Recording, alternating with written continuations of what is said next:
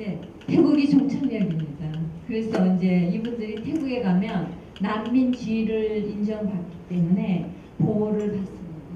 예. 그래서 난민지위라는 것이 얼마나 그 탈북자들한테 중요한가 하는 것들을 여기서 알 수가 있습니다. 불법 월경자, 불법 체류자와 불법 이주자와 난민지위를 인정받는 것하고의 차이는 무엇일까요? 난민은 본국으로 송환이 금지됩니다. 안 가도 됩니다. 근데 불법 이주자는 본국 송환을 반드시 해줘야 됩니다. 그래서 우리나라도 왜 불법 체류하신, 미국에서 불법 체류하고 캐나다에서 불법 체류하신 분들 한국으로 보내지 않습니까? 근데 그분들이 한국에 돌아오시면 어떻게 돼요? 우리가 어떤 제재를 가지 않습니다. 그런데 이분들은 아까 그 여성들 보셨죠? 기차에서 공안이 탔다고 하니까 유리창을 깨고 뛰어내리겠다. 아니면 확 약을 먹겠다. 먹고 죽어버리겠다 하는 것은 불법을 체류하면 불법 체류가 아니라 이것은 난민으로 본국에 송환되면은 그분들의 생명이 위태롭기 때문입니다. 제가 그럼 이걸 보면서 네.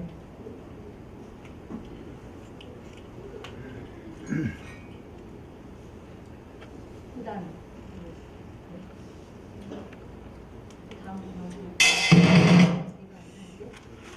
네.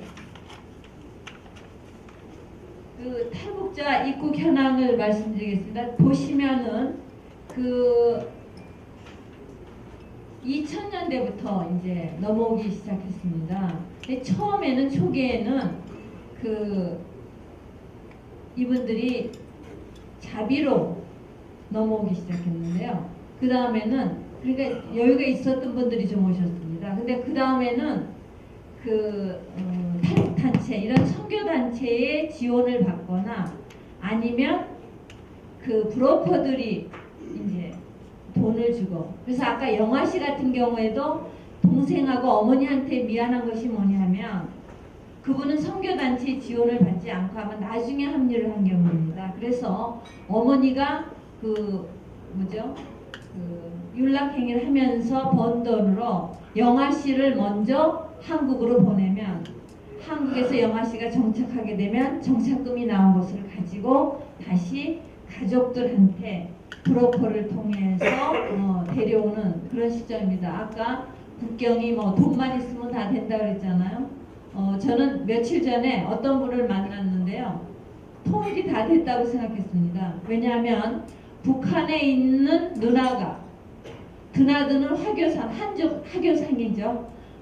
한족 상인의 여동생을 소개해줘갖고 남한에 있는 남동생하고 결혼을 성사시키는 것을 보고요. 아, 이거는 뭐 통일이 아주 가까이 왔다.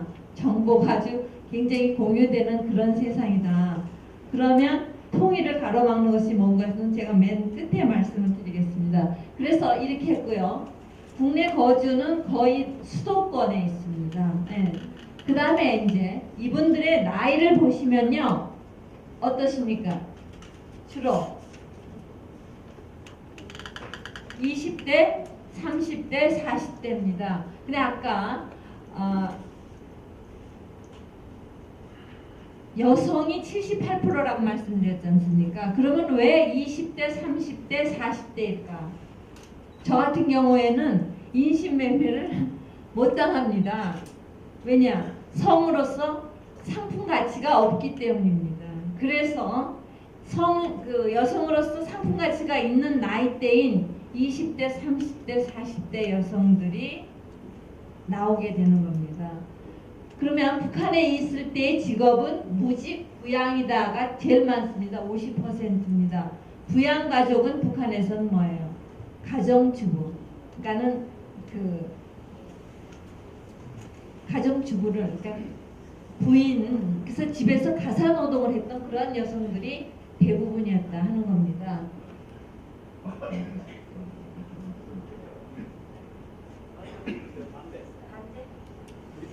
네.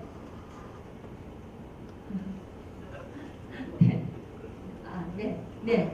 그래서 1981년서부터 쭉 보시면 89년에는 이제 유학생들이 많이 넘어왔습니다. 동구가 무너지는 걸 보고 동구로페 유학 갔던 학생들이 넘어오기 시작했고요.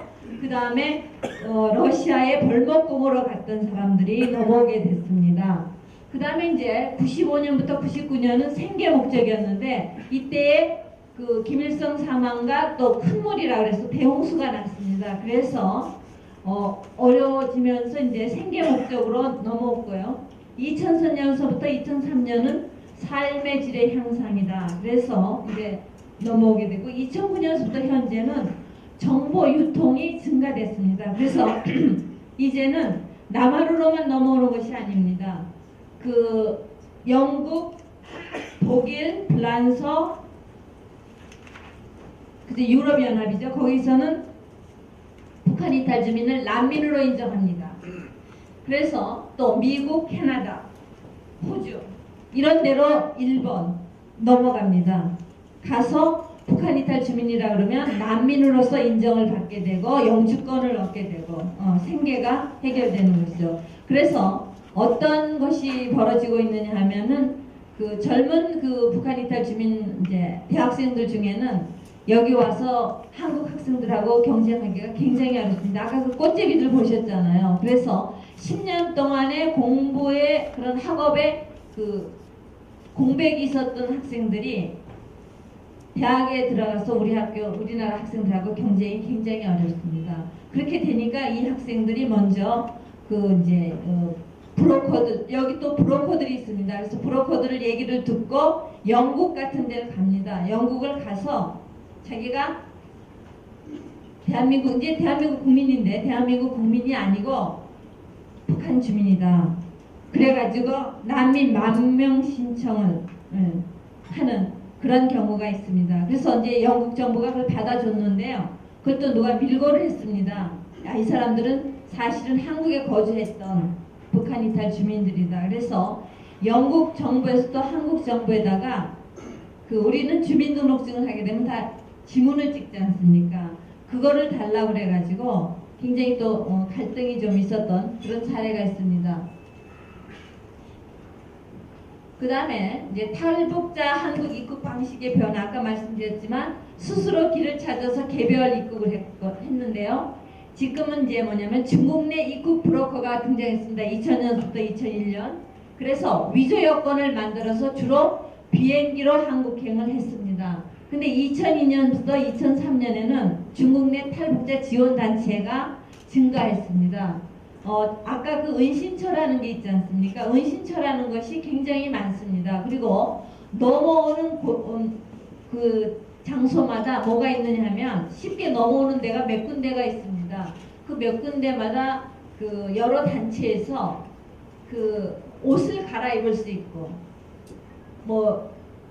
공안에 눈에 띄지 않게끔 할 수 있는 약간의 돈이라든지 그런 것들을 파묻어 놓거나 하는 그런 장소들이 있습니다. 그래서 자주 넘나드는 사람들은 그거를 압니다.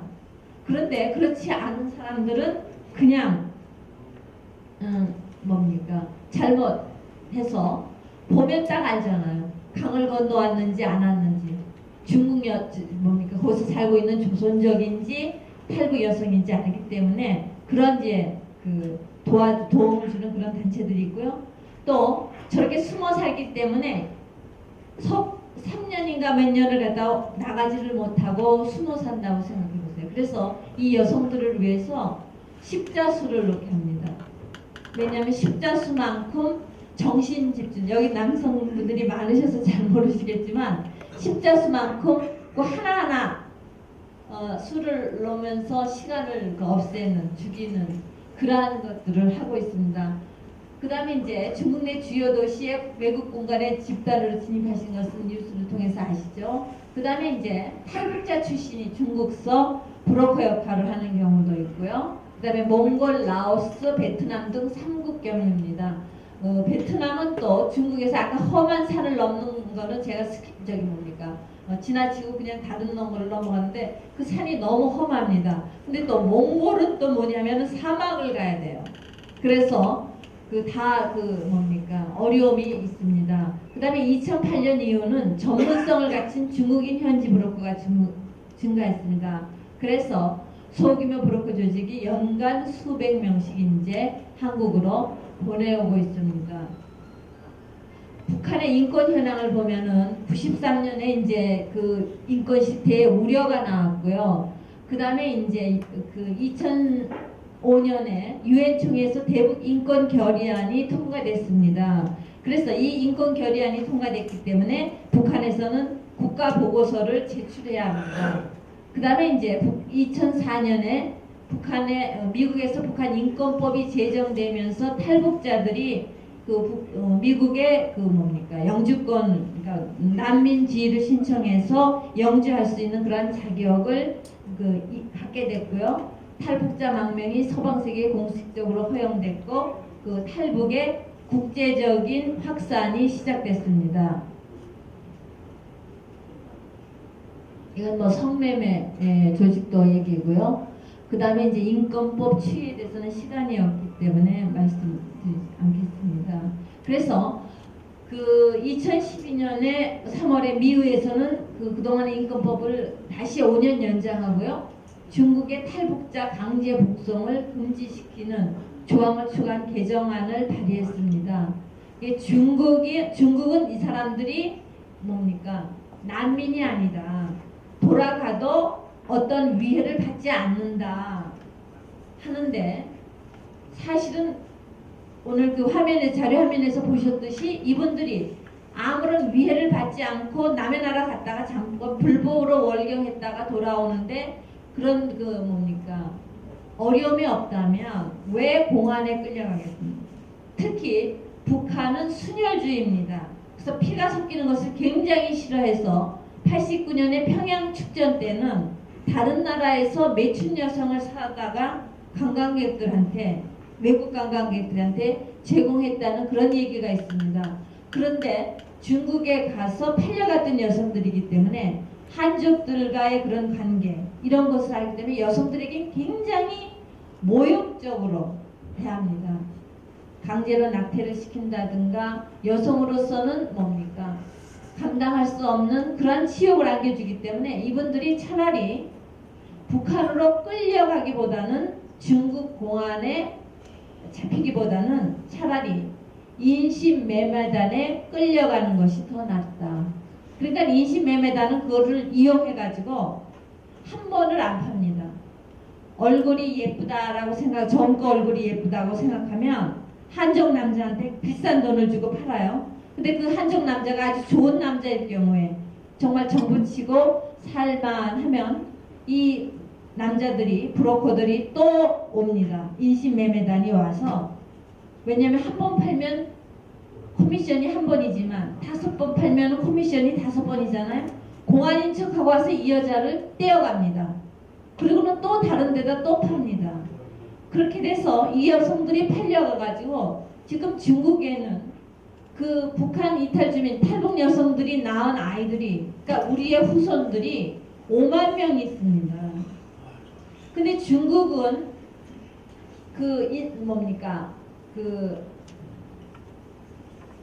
산하 제한을 하려고요.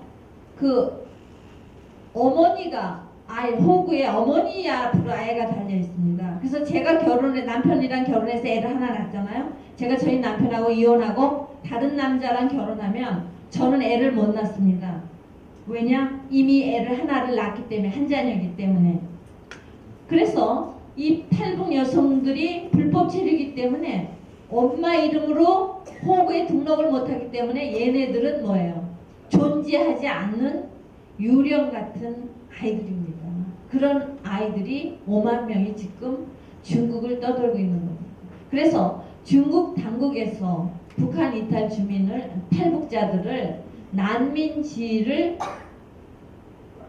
인정해 주는 것이 이 여성들의 인권을 보장해 주는 것입니다. 그 여성들이 중국에서 살든 또 한국행을 택하든 본인들이 선택할 수 있는 기회를 열어주는 것, 그런 것들이 우리의 역할입니다. 그런데 우리나라에서조차 이것이 난민이냐 그냥 불법 이주자냐 하는 것을 가지고 아직까지도 그 논란을 빚는다는 것은 뭘 뜻하느냐 하면 옛날에 병자호란 때 그렇죠?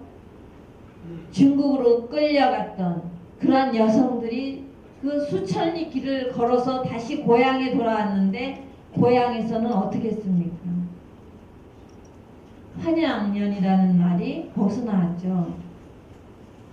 그래서 우리가 과거의 잘못을 되풀이하지 않기 위해서는 정말 이것은 난민으로서 그 여성들이 보호받아야 된다고 생각합니다. 난민은 국제법상의 난민의 지위는 근거 있는 공포로 인해서 귀국을 원하지 않는 자. 여기 분명히 근거 있는 공포가 있었습니다. 그렇죠? 개인이 박해와 위협의 근거를 증명해야 함. 난민 보호의 핵심은 본국 송환 금지입니다.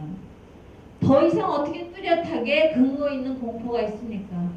공안에 잡힐 바에는 차라리 큰 약을 먹고 죽어버리겠다고 하는 그 젊은 처녀의 그 말 속에서 우리는 공포를 느낄 수 있지 않습니까? 그 다음에 불법 이주는 탈북자들이 북한으로 송환됐을 때 그들의 정치적, 경제적, 사회적 권리가 보호되고 삶의 기본 조건이 보장될 수 있을 때 이거는 불법 이주자입니다. 그 본국 송환 원칙입니다. 마치 우리가 일본에 불법 체류했고 미국에 불법 체류했다가 한국에 송환되는 그런 거와 같습니다. 그래서 유엔 인권 대표는 강제 송환 금지 원칙을 존중해야 된다 하는 그런 것들을 했고요. 그 다음에 이거는 이제 그 한국에서의 탈북자들의 생활 수준인데 시간이 9시인데 너무 지체됐기 때문에 이것은 그냥 생략하겠습니다. 앞에요. 네, 탈북자들이 말하는 자기들의 생활 수준은 지금 한국에 와서는 거의 뭡니까? 극빈자와 하류층이 50%다 넘는다 이렇게 보고요. 이분들이 가장 힘들어하는 것은 뭐냐 하면은 본인들은 거기서 살기 힘들어서 사실은 탈북하려고 하는 것이 아니라 밀려서 식량이 있는 데를 찾아오다 보니까 국경 지역이 좀 더 중국이랑 교류가 해서 물건이 좀 있고요. 그래서 먹을 거 찾다가 국경을 넘게 되는 그런 경우가 많습니다. 그런데 한국에 와서는 어떠한 대접을 받는가 하면은 차별을 받습니다. 왜냐 하면 오죽 독하면 부모 형제를 버리고 떠나왔는가 하는 그러한 마치 여성이 강간당했을 때 옷차림이 그래서 강간당했지 라고 말하는 거와 똑같습니다. 피해자한테. 그래서 그러한 우리 사회의 그런 차가운 시선 또 하나는 뭐냐면 북한은 간첩이 없습니다. 그래서 왜냐면 우리 간첩에 가서 살 수가 없어. 그러니까는 북한에서는 남한 동포는 어떻게 생각하느냐? 빨리 미제국주의자의 압박으로부터 구출해야 되는 불쌍한 동포다라는 생각을 굉장히 많이 갖고 있었습니다. 그래서 남한에 왔는데 남한은 잘 살아요. 근데 남한 주민들은 어떻게 생각하느냐 하면 북한 주민 이꼴 간첩이다라는 생각이 듭니다. 그래서 어떤 탈북자가 그런 얘기를 해요 저한테. 한번 자동차를 타고 가는데 10년 동안 알았던 분이 됩니다. 그래서 이제는 말할 때가 됐다고 생각하고 제가 사실은 북에서 왔습니다 라고 얘기를 하니까 이분이 고속도로에서 차를 멈추더래요. 너무 이분도 놀라신 겁니다. 자기가 사귀었던 사람이 탈북자라는 거. 그래서 우리가 우리 사회의 차별, 편견을 없애주는 것, 끌어안는 것이 바로 이분들을 위한 최대의 정책이라고 저는 생각합니다. 그 다음에 두 번째는 뭐냐면 이분들에게 돈보다는 돈도 중요합니다. 경제적인 지원도 중요하지만 우리가 손을 내밀어 주는 것, 가까운 이웃으로 받아들여 주는 것이 굉장히 중요합니다. 각종 종교단체에서 간증 같은 것을 하면 이분들한테 돈을 줍니다. 그런데 가까이 내 이웃처럼. 네, 옛날에는 이런 문제가 없었습니다. 왜냐하면 그 비행기를 몰고 오셨던 분, 이런 분들은 탈북 영웅이었죠. 그런 분들은 바로 남자들이었고, 오시면 또 한국 여성이랑 결혼을 했기 때문에 어떻게 되냐면 이분들에게는 북한 가족은 없지만 남한의 장모님, 뭐 장인어른 이래서 남한 사회의 통합이 융화가 잘 됐습니다. 그런데 요즘에 와서는 탈북자들이 자기들끼리 결혼을 합니다. 그렇게 되면 우리가 통일을 대비해서 굉장히 뭐예요? 어려움이 있습니다. 서로 왜곡된 정보가 잘못 또 양산될 수도 있고, 그래서 우리가 서로 좋아하는 거야 어쩔 수 없지만 우리 사회가 함께 같이 소통할 수 있는 그런 것들이 굉장히 필요하다고 생각합니다. 그 다음에 이제 마지막으로 제가 말씀드리고 싶은 것은 뭐냐면 이 탈북자들을 보면서 저는 생각했습니다. 통일은 내일이라도 될 수 있다라고 생각을 했습니다. 근데 가장 중요한 것은 뭐냐면 탈북자들이, 북한 주민들이 남한 사회를 선택해야 됩니다. 근데 남한 사회를 선택하려고 그러면 남한 사회가 어때야 되느냐? 내 자식을 기르고 싶은, 부모 세대는 희생하더라도 내 자식을 기르고 싶고 앞으로 내가 삶을 이어갈 수 있는 그런 사회인가, 그런 사회라고 확신이 된다면 통일은 저는 여성들에 의해서도 이루어진다고 생각합니다. 왜냐하면 이분들에게는 지금 정보가 가고 있습니다. 근데 이제 문제는 뭐냐면 남한 사회의 그러한 여러 가지 어려운 점이 이제 잘못 전달이 더 확산돼서 전달되면 북한에 있는 주민들이 남한 사회에 대해서 잘못 맨 처음에 한국에 넘어와서 뉴스를 보고는요 울었답니다. 대성 통곡을 했답니다. 남자가 여자친구를 인신매매단에다 팔고, 아버지가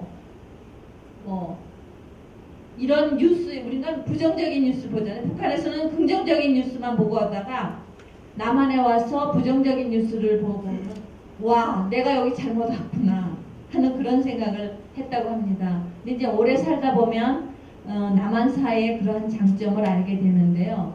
사실은 북한 주민들이 빨리 남한 사회의 그런 장점도 알 수 있게 됐으면 좋겠고요. 여기에 500회를 하시면서 우리 사회를 이끌어 가시는 선생님들이 아까도 말씀하셨지만 정말 대통령님을 비롯해서 모든 분들이 정말 이 땅이 살기 좋은 나라로 만든다면 정말 우리는 내일이라도 통일을 이룰 수 있다고 저는 감히 생각합니다. 감사합니다.